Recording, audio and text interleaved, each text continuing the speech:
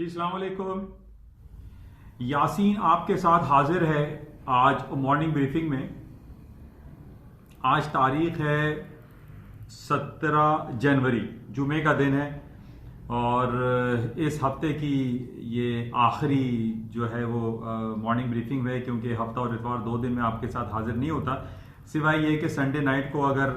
कुछ मुझे ऐसी फीलिंग होती है कि जनाब सैटरडे संडे कोई ऐसी खास मार्केट में कोई खबर आई हो जिसका इम्पैक्ट जो है मंडे की मार्केट ओपनिंग पे होता हो, तो मैं संडे की नाइट पे नॉर्मली कोशिश करता हूं कि संडे की नाइट पे आपके साथ थोड़ी सी बातें हो जाएं और बता दिया जाए कि मार्केट में क्या कुछ हो सकता है। क्योंकि अक्सर हमने ये देखा है कि जो मंडे की मार्केट ओपनिंग होती है उसके अंदर काफी गैप क्रिएट होता है लोअर साइड पे या हायर साइड पे, और उसकी वजह पीछे जो होती है वो कोई ना कोई ऐसी जियोपॉलिटिकल सिचुएशन होती है या कोई किसी सरबराहान मुमलिकत की तरफ से कोई बड़ा वाकया रोनुमा हो जाता है जिसका इफेक्ट जो है लाजमी मंडे की मार्केट ओपनिंग पर होता है। तो बहरहाल आज ये इस हफ्ते की आखिरी ब्रीफिंग है, फिर हफ्ता इतवार आपके साथ थोड़ा सा एक तातीलात वाली सिचुएशन रहती है। अच्छा, इसके बाद सबसे इंपॉर्टेंट मैं आज आपसे ये करूंगा कि एक तो मंडे को मार्केट बंद है अमेरिका में, मार्टिन लूथर किंग की छुट्टी है और उस हवाले से अमेरिका की कुछ मार्केटें जल्दी बंद हो जाती हैं, कुछ बंद रहती हैं, बैंक जो है वो क्लोज रहते हैं, कुछ सेक्टर में बंद होते हैं, कहीं कुल यानी मिक्स होता है। लेकिन मार्केट में थोड़ा सा वॉल्यूम मैटर करता है, मार्केटें जो है वो थोड़ी सी लेस वॉल्यूम के साथ ट्रेड होती है। तो मार्टिन लूथर किंग जिनके बारे में हम जानते हैं कि ये बैक इन 1955 1950s में अमेरिका में सिविल राइट मूवमेंट के हवाले से काफी मशहूर थे और उसके बाद उनका 1968 में एक असैसिनेशन कर दिया जाता है, उनको मार दिया जाता है। उसके हवाले से मार्टिन लूथर किंग को याद रखा जाता है और उनकी सिविल राइट्स मूवमेंट के हवाले से जो खास तौर पर रेसिज्म के हवाले से थे उनको जो है उन्होंने काफी इसमें काम किया, लेकिन कुछ वजूहात और जो उनके अपोनेंट्स थे उन्होंने जो भी कॉन्स्पिरेसी रही जो पीछे रहा, लेकिन 1968 में उनको असैसिनेट कर दिया गया। बहरहाल इस हवाले से उनको याद रखा जाता है। बरोज पीर अमेरिका की मार्केटें बंद रहेंगी। अच्छा, आज जो सूरत हाल मार्केट की जो आपके सामने है वो पिछले कई महीनों से बल्कि अब तो मैं ये कहूंगा कि कई सालों से मैं आपसे ये बयान करता चला आ रहा हूं कि अमेरिका की स्टॉक मार्केटें जो हैं वो तारीख की बुलंद तरीन सतहों को छूती और तोड़ती चली जा रही हैं। और कुछ सूरत हाल यहां पर आज भी है। कल भी हमने ये देखा था कि अमेरिका में जो 2 दिन कबल अमेरिका और चाइना के दरमियान जो ट्रेड ट्रूस के हवाले से जो फेज 1 साइन हुआ है, उसके बाद अमेरिका की स्टॉक मार्केटों में तेजी का एक नया रुझान बर्पा हो चुका है। और मैं काफी अरसे से आपको ये बताने की कोशिश ही कर रहा हूं कि जनाब अमेरिका की स्टॉक मार्केटों में डाउनफॉल की कोई सिचुएशन क्रिएट होती हुई दिखाई नहीं दे रही। हालांकि कितनी हमारे पास ये खबरें आई कि जनाब ट्रंप साहब की रॉबर्ट मुलर की जो इन्वेस्टिगेशन है कि जनाब वो 2016 के जो इंतखाबात जीते थे उसके अंदर मेडलिंग थी, रशियन लॉबी शामिल थी या कुछ पॉलिटिकल हैकर्स थे जिन्होंने उनको रातों रात जो है उनके सारे रिजल्ट चेंज हो गए और अमेरिका के जनाब डोनाल्ड ट्रंप साहब जीत गए और हिलरी क्लिंटन जो डेमोक्रेट की हेड थी वो हार गई। बहरहाल इस हवाले से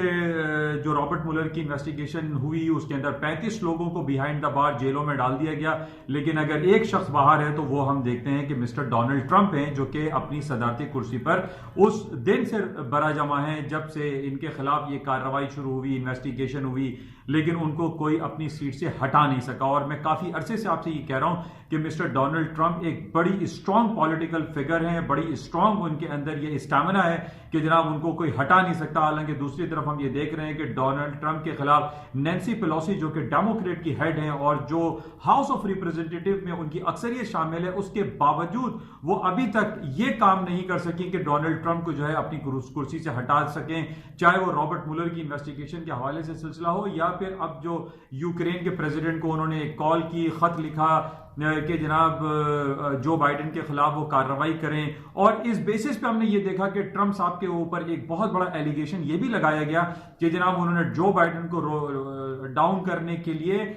यूक्रेन को जो एक एड दी जा रही थी उस एड को भी उन्होंने रोक दिया और वो जो सिक्योरिटी कंसर्न था उसमें भी काफी एक नेगेटिविटी आई और उनके ऊपर ये चार्जेस लगाए कि उन्होंने ऑब्स्ट्रक्शन ऑफ कांग्रेस किया है। इसकी वजह से भी अब एक नए इंपीचमेंट का सिलसिला शुरू होने वाला है सेनेट में।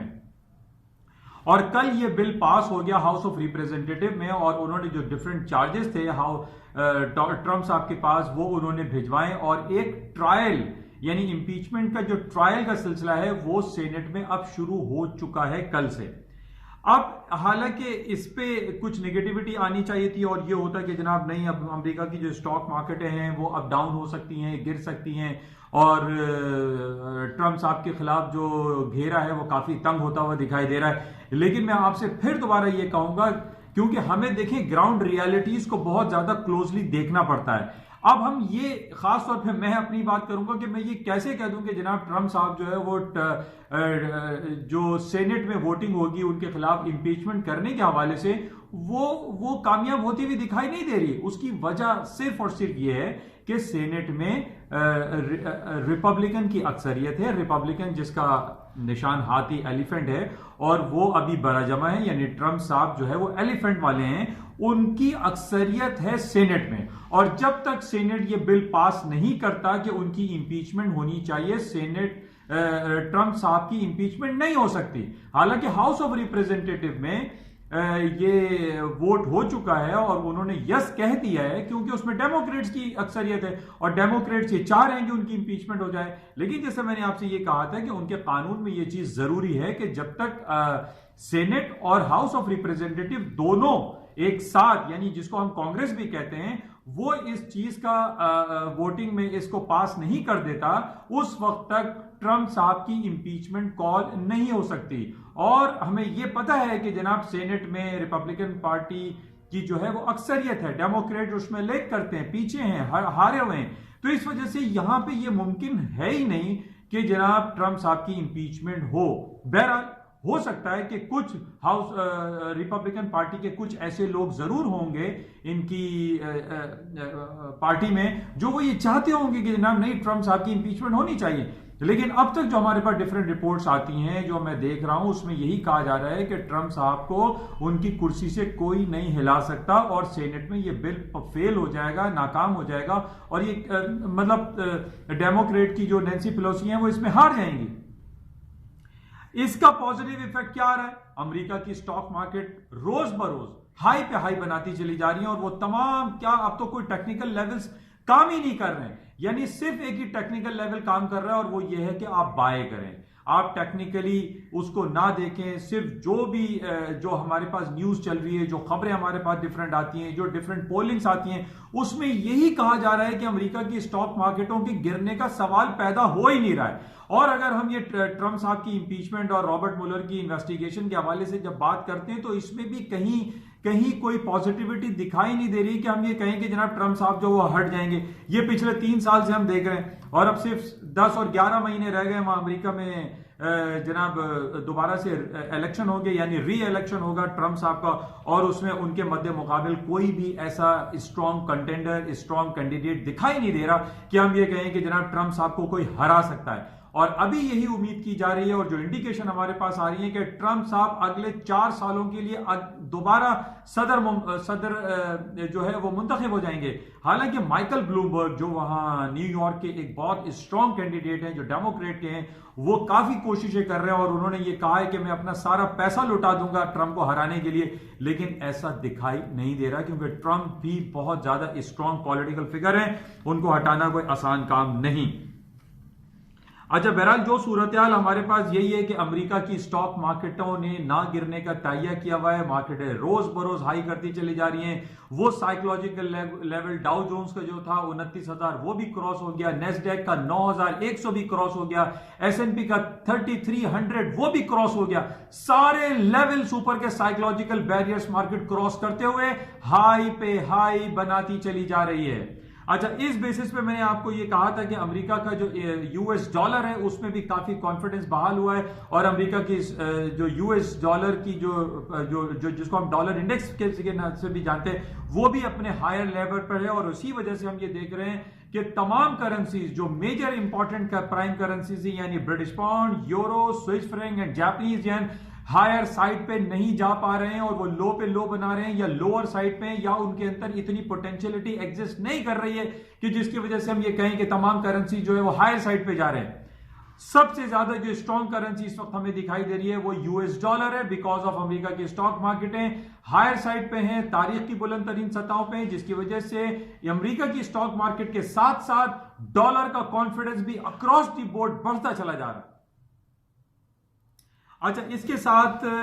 जो हम दूसरी बात कर लेते हैं जो प्रीशियस मेटल्स में, यानी एक पैलेडियम मैंने आपसे कल कहा था कि वो तकरीबन $2400 क्रॉस कर गया, और उसकी वजह यह है कि वो ऑटोमोबाइल सेक्टर में उसका इस्तेमाल ज्यादा हो रहा है। हालांकि अगर 15-20 साल पहले आप देखिए कि यही $450 पे पैलेडियम की मार्केट चलती थी, और आज ये $2400 पे मार्केट चल रही है। बहरहाल अभी तकरीबन $2300 तक है। इसके साथ ही पहला प्लाटिनम जो है वो भी 1010 और 15 के लगभग चल रहा है। इसी तरीके से गोल्ड की जो मार्केट है वो 1550-1555 तक चल रही है। आज फ्राइडे है, क्लोजिंग है, वीकली क्लोजिंग जैसे मैं आपसे कहता हूं कि बड़ी इंपॉर्टेंट होती है, और अगर आज मार्केट 1535, 1545, 1540 इन तमाम लेवल के ऊपर क्लोज होती है तो इट माइट पॉसिबल कि गोल्ड की कीमतों में खातिर खा इजाफा अगले हफ्ते हो जाएगा, क्योंकि हमारे पास कुछ नेगेटिविटी ऐसी चल रही है कि जैसे कल मैंने आपसे कहा था कि गजा स्ट्रिप की तरफ से इसराइल के ऊपर एक मिसाइल दागा गया है, ये भी नेगेटिव है। और हमें पता है कि जब भी अरब कंट्री में कहीं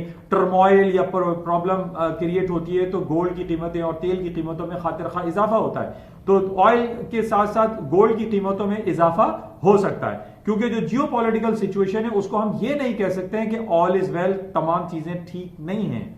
तो इस वजह से गोल्ड की कीमतों में इजाफा हो सकता है। कल हमने ये देखा कि तेल की कीमतें जो कि 57.36 तक मार्केट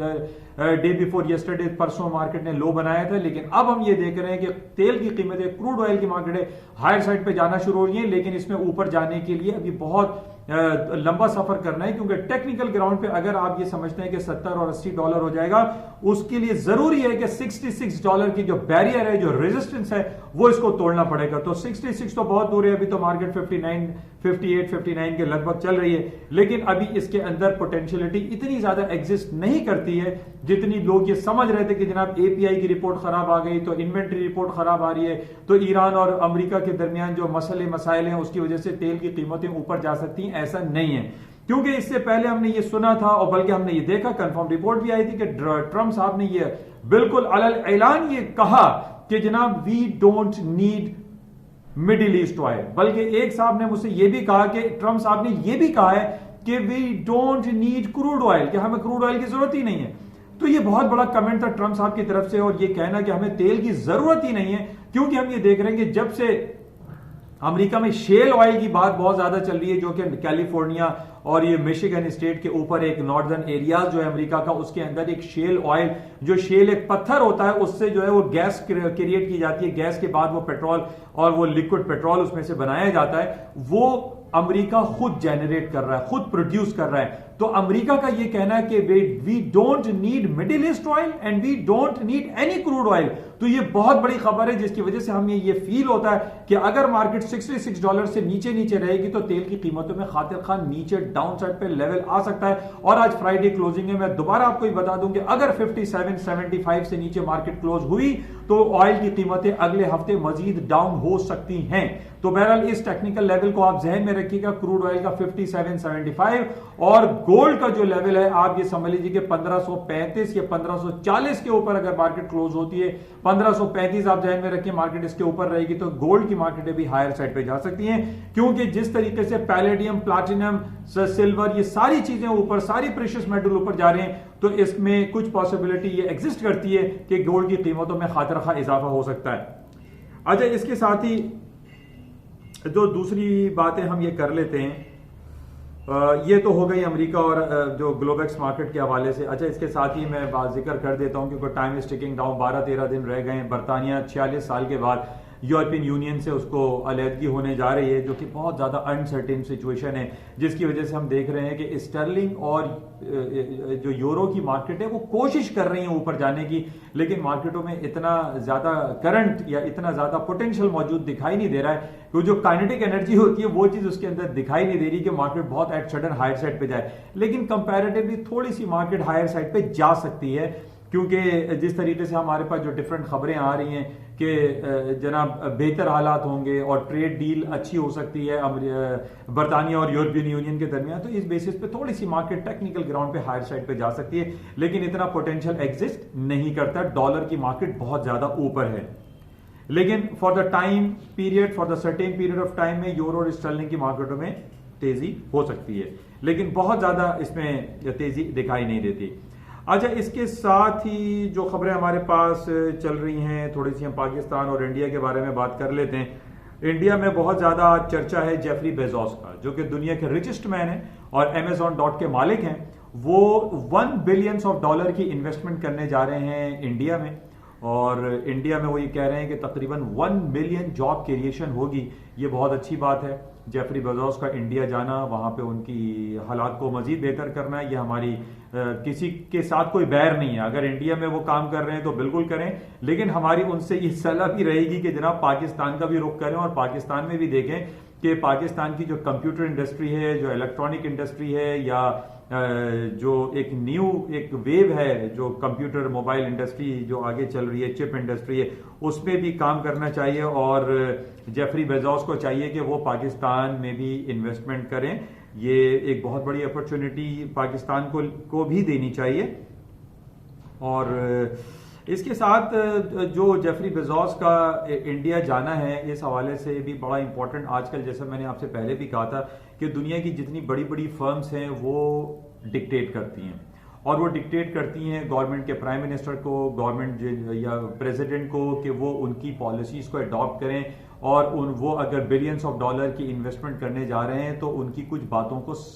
माना भी जाए। तो इस हवाले से बड़ा इंपॉर्टेंट है कि जेफरी बेजोस एक इंटरवीन कर सकते हैं कश्मीर इशू पे, और CAB सिटीजनशिप अमेंडमेंट बिल, जिसकी जो बहुत ज्यादा इश्तियाल अंगेज एक बिल है इंडिया में, और पूरा इंडिया इस वक्त हमें सड़कों पर दिखाई देता है। यानी भारतीय जनता पार्टी के अलावा RSS के जो लोग हैं, उसके अलावा अगर हम देखते हैं तो हर शख्स अमेरिका में सरापा एहतजाज बना हुआ है, और वो ये कहता है कि CAB जो सिटीजनशिप अमेंडमेंट बिल है, जिसमें मुसलमानों के खिलाफ कार्रवाई करने की कोशिश की गई है, क्योंकि उन्होंने ये कहा है कि जनाब पाकिस्तान, बांग्लादेश और अफगानिस्तान में अगर वो मुसलमान है तो ना आए, और अगर दूसरे मज़ाहिब से उनका ताल्लुक है तो वो इंडिया में आकर अपनी सिटीजनशिप क्लेम कर सकते हैं। तो इस हवाले से जो कि बहुत इश्तियाल अंगेजी वाला ये कानून है, जेफरी बेजोस को के पास ये पॉइंट मौजूद है कि वो नरेंद्र मोदी साहब को और वहां की गवर्नमेंट को कुछ ये कहें कि जनाब अगर वो $1 बिलियन की इन्वेस्टमेंट इंडिया में करना चाहते हैं तो वो ऐसे कवानीन का नाफिज ना करें जो एक आम आदमी को तकलीफ और उसकी दिल आजारी हो रही हो। तो मैं जेफरी बेजोस या उनकी टीम को ये जरूर कहना चाहूंगा कि वो इंडिया की गवर्नमेंट को ये सलाह जरूर दें कि वो $1 बिलियन की इन्वेस्टमेंट तो कर रहे हैं, लेकिन कुछ बातें एक आम आदमी की भी सुने।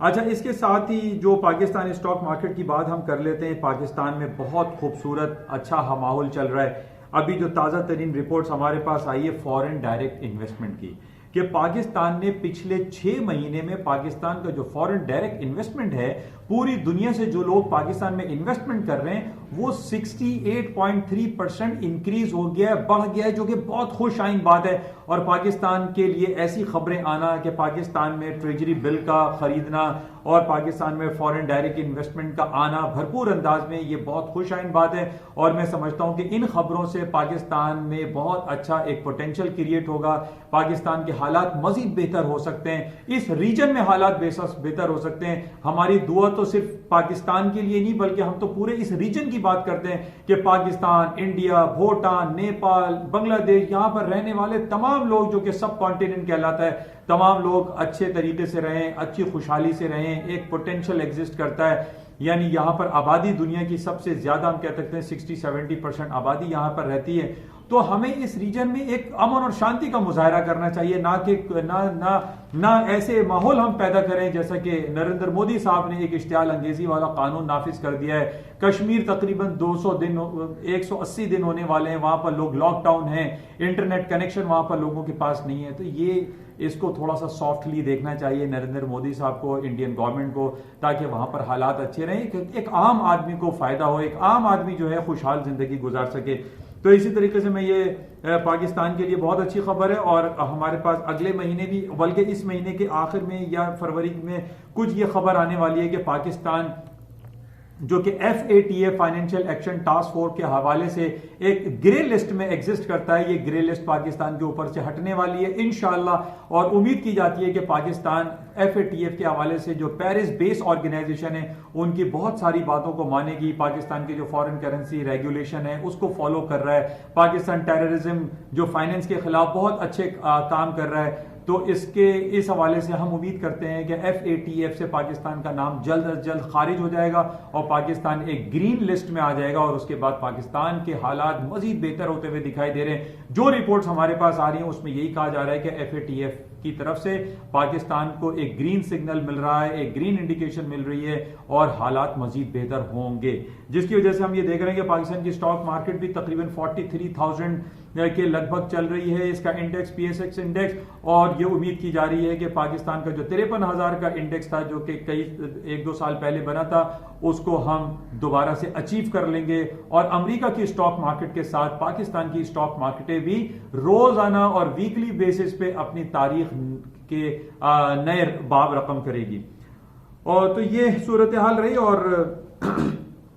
अमेरिका की स्टॉक मार्केट जो ऊपर जा रही है तो वो तो मैंने आपको बता ही दिया था कि अमेरिका और चाइना के दरमियान जो ट्रेड साइन हुई है ये एक पॉजिटिव है और पूरी दुनिया ने इसको बहुत सराहा है, जिसकी वजह से हम देख रहे हैं कि पूरी दुनिया में बहुत ज्यादा हाईएस्ट लेवल पे स्टॉक मार्केटें चल रही हैं। तो बहरहाल ये मुख्तसर सी आपके साथ एक राब्ता रहता है। मैं उम्मीद करता हूं कि ये YouTube चैनल आपको पसंद आता होगा। इस बेसिस पे मैं आपसे ये जरूर कहूंगा कि इस YouTube चैनल को प्लीज सब्सक्राइब का बटन जरूर दबाया करें, एक बार दबाएं। और जो नए लोग देखने वाले हैं वो इसको सब्सक्राइब करें और इसको अगर आपको मुनासिब अच्छा लगे तो इसको लाइक भी करें, शेयर भी करें, क्योंकि ये उर्दू और सहल अंदाज में है और आपसे एक राब्ता रखने की कोशिश की जाती है। इंशाल्लाह राब्ते में रहेंगे। और ये 2 दिन हफ्ता और इतवार आपसे राब्ता थोड़ा मुनक़ता हो जाता है। संडे की नाइट्स को दोबारा हाजिर होंगे अगर कोई इंपॉर्टेंट न्यूज मार्केट में रही जिसका इफेक्ट मंडे की मार्केट ओपनिंग पर होता है। इंशाल्लाह आपसे राब्ते में रहेंगे। थैंक यू, खुदा हाफिज।